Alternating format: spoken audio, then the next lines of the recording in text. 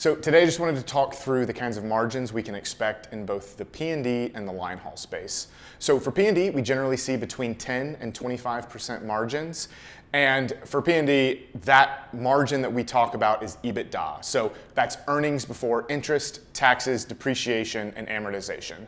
So if we take a business that's doing $1 million in revenue and you have a 20% margin, it'll leave you with $200,000 at the end of the year.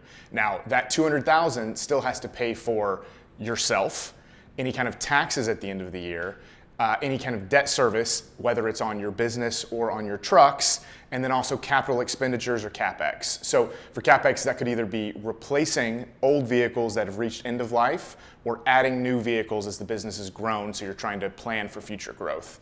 Now, between that 10 and 25% margin range, a lot of that is going to be dependent on how successful you are as a contractor. So how well you're managing things like payroll, repair and maintenance will depend on where you'll fall on that curve. So the better contractors will be at the top of the curve.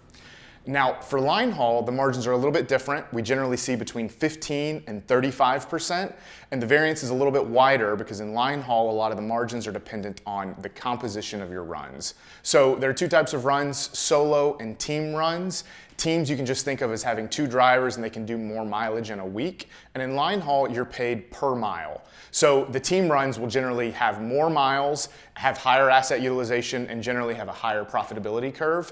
So just the main thing to know in line haul is that to reach the high end of profitability, you most likely are going to have team runs in the composition of your runs. So really that's it for profitability curves and what you can expect in both P&D and line haul. I just wanted to make sure you had a really firm understanding as you're going into this space and purchasing one for the first time.